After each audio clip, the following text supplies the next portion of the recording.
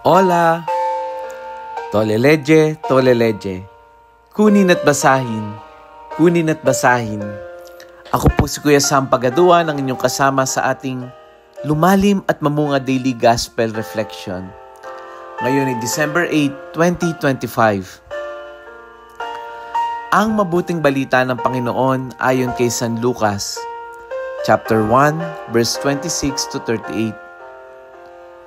Noong panahong iyon, ang Anghel Gabriel ay sinugo ng Diyos sa Nazaret, Galilea, sa isang dalaga na ang pangalay Maria.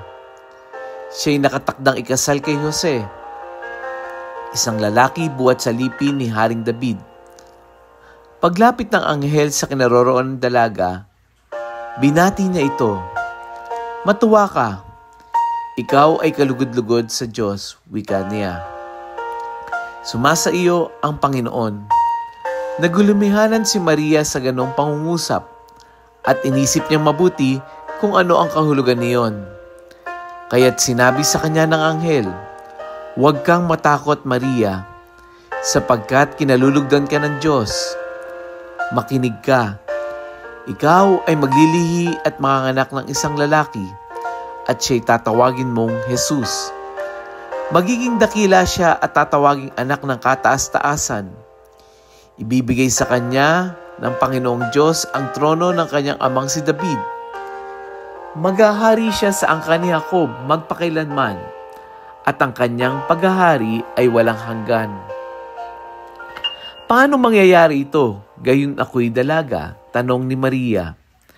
Sumagot ang anghel, "Bababa sa iyo ang Espiritu Santo at lililimang ka ng kapangyarihan ng kataas-taasan.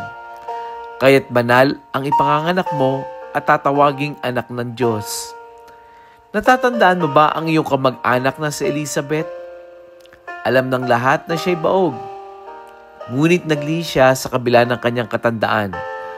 At ngayon ika-6 na buwan na ng kanyang pagdadalang tao, sapagkat walang hindi makapangyayari ang Diyos." Sumagot si Maria, "Ako'y alipin ng Panginoon. Mangyari sa akin ang iyong sinabi." At nilisan siya ng anghel. Ang mabuting balita ng Panginoon. Pinupuri ka namin, Panginoong Hesukristo. Happy Monday po sa inyong lahat. Sa ebanghelyo natin, makikita natin ang isang napakasimpleng pangyayari na may napakalalim na kahulugan. Ang pagbisita ng Anghel Gabriel kay Maria sa Nazaret. Alam niyo po, yung Nazaret ay isang maliit na baryo na walang dating sa mata ng mundo. Papansinin natin, hindi sa Jerusalem, hindi sa templo, hindi sa palasyo. Ganoon kung pumili ang Diyos. Pinili niya ang isang ordinaryong dalaga para sa isang extraordinary na misyon. Nabigla si Maria, nalito, natakot, nagwonder, at normal iyon. Kasi kahit gaano ka kabait o makadiyos, kapag may ibinigay si Lord na may bagong tawag o bagong direksyon, unang papasok talaga sa isip mo ay, "Ha? Paano? Bakit ako? Kaya ko ba to?" Pero ang sagot ng anghel ay malinaw. Anong sabi kay Maria? "Do not be afraid. The Lord is with you." Ibig sabihin, ang misyon na ito ay hindi nakasalalay sa galing ni Maria, kundi sa presensya ng Diyos sa buhay niya. Ang kapangyarihan ng Diyos ang gagawa ng imposible. Ang Espiritu Santo ang pupuno kung ano ang kulang. At dito, nagiging sobrang relatable ni Maria sa atin. Dahil madalas, tayo rin ay tinatawag sa mga sitwasyon. Hindi natin hinihiling.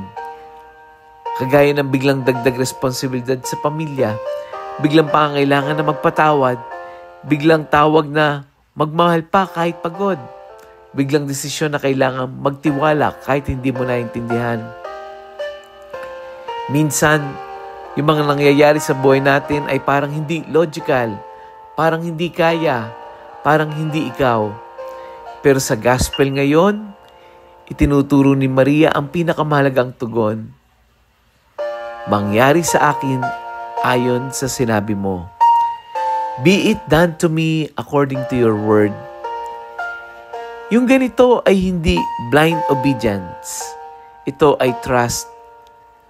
Trust na kung tinatawag ka ni Lord, siya rin na magbibigay ng lakas.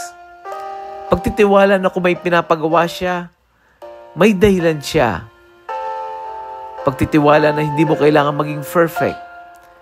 Just be available. Paano natin to marirelate sa kwento natin? Alam mo, yung kwento ni Maria ay kwento rin ng maraming tao ngayon. Yung bang mga ordinaryong tao na biglang tinawag para sa extraordinary mission. Remember, during that time, si Maria ay hindi celebrity, hindi mayaman, hindi scholar. Isang simpleng babae na may simpleng pangarap. Pero dahil bukas ang puso niya, ginamit siya ng Diyos para sa pinakamalaking plano ng kaligtasan. Madalas, ganyan din tayo.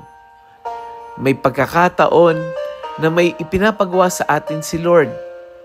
Ipinapagawa niyang tayo ay tumulong, magmahal, magpatawad, mag-adjust, maglingkod, mag-sacrifice, mag-step up. Anong initial reaction natin? Di ba ganun din? Lord, bakit ako? Naku, hindi ako worthy. Lord, hindi ko kaya. Lord, hindi ako sapat. Pero ito ang mensahe ng gospel ngayon. Hindi mo kailangan maging perfect para gamitin ka ni Lord. Kailangan mo lang maging available. Mary was not chosen because she was extraordinary. She became extraordinary because she said yes. At kung ano ang ginawa niya kay Maria, pwede rin niyang gawin sa buhay mo. Pwede niyang gamitin ang pamilya mo, pagalingin ang sugat mo. Pwedeng ibukas ang bagong pag-asa. Iangat ka mula sa pagod, yakapin ka from all your uncertainties. Bigyan ka ng bagong misyon. At tandaan mo ito, kung may pinagawa si Lord sa iyo, may kalakip itong grasya. Hindi ka nag-iisa sa misyon nito. Kasama natin ang Holy Spirit na bababa sa iyo. Let us pray. Panginoon, maraming salamat sa halimbawa ni Maria. Turuan mo akong manalig tulad niya na kahit may takot, patuloy na magtiwala. Kahit may pagdududa, magtanong na may pananampalataya. Kahit maliit ang tingin ko sa sarili ko, paniwalaan na kaya mo akong gamitin para sa iyong mabuting layunin. Holy Spirit, punuin mo ko ng lakas, tapang at liwanag para masabi ko rin, mangyari sa akin ayon sa wika mo. Be it done to me according to thy word. Amen. Mga kapatid, nakarelate ka ba sa takot ni Maria? Sa mga moments na hindi mo alam kung paano magsisimula, huwag mong ipagkait yung gospel for today, kung paanong nagbigay si Maria ng yes para sa mundo. Baka yung simpleng pag-share natin ng gospel reflection na ito ay maging yes din para sa puso ng iba. Kaya i-share natin yung audio gospel na to sa ating mga kaibigan, sa ating mga kakilala, sa ating mga ka-GC, kapamilya, ka-classmate. Muli, ako po si Kuya Sam Pagadon, laging nag-aanyaya. Halina, tayo ay lumalim at mamunga. Lumalim sa pananampalataya at mamunga na mabubuting gawa. God bless us all.